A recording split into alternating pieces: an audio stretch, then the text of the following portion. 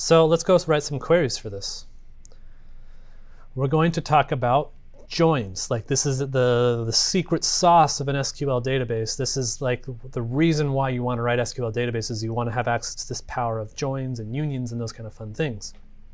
I don't know if you think that's fun. I might have a warped sense of what is fun. I don't know, you'll have to tell me.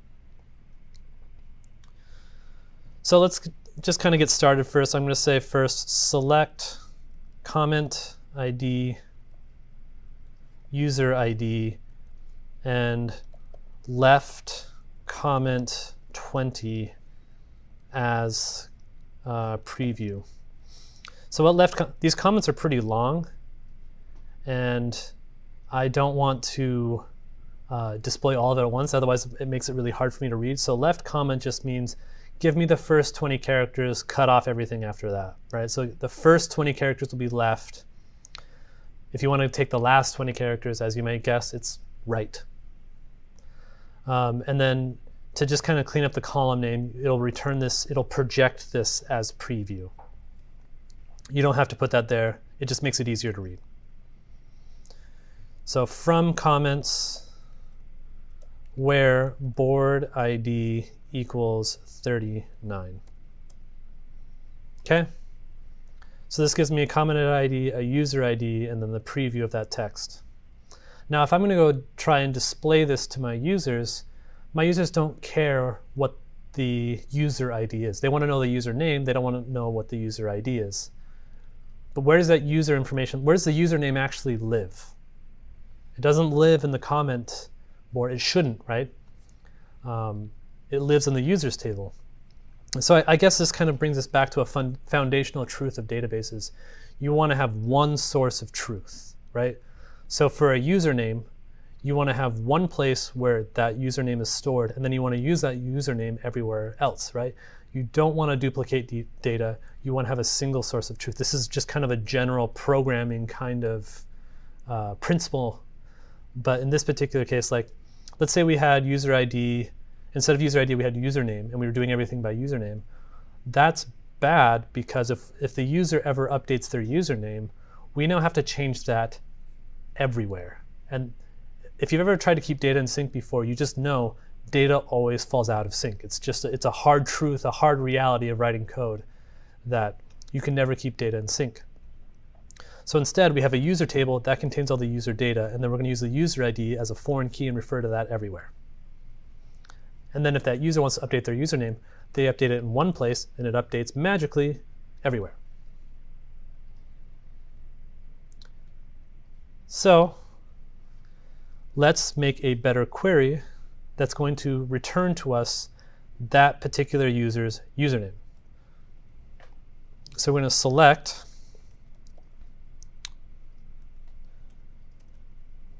comment ID comments dot user ID users dot username time left comment 20 as preview.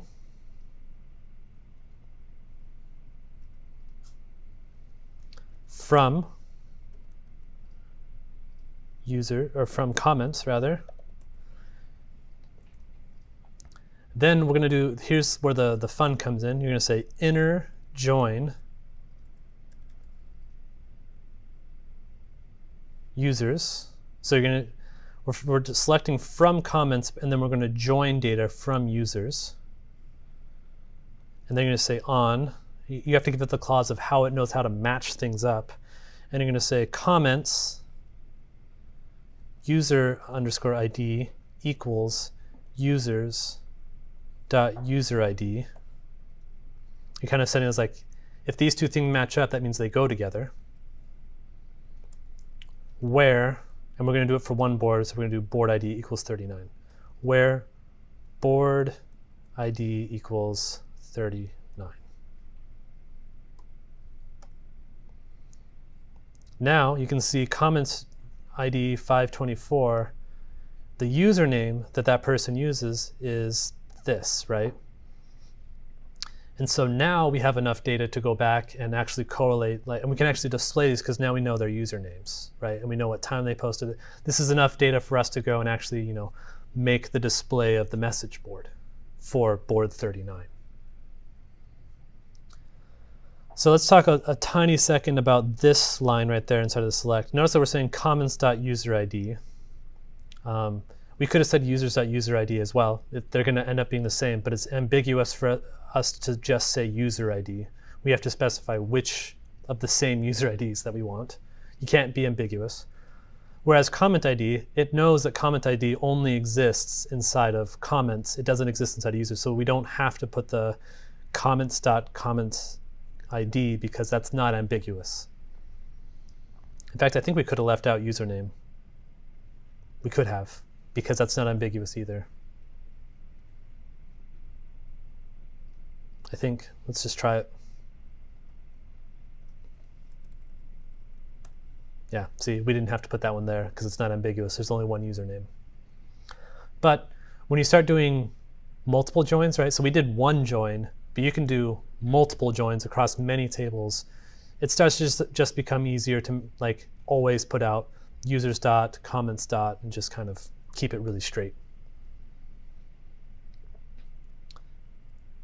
So cool, right? This is how you do joins in SQL. This is kind of one of the big powerful things about relational databases is that one user can have many comments, right?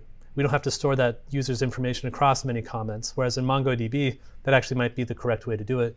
In SQL, we can store the users in one spot and there are many comments in another place, right?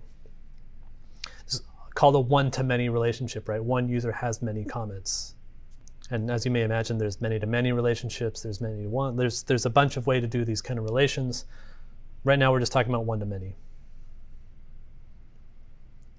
And one board has many comments as well. So you can have multiple one-to-many relationships across tables.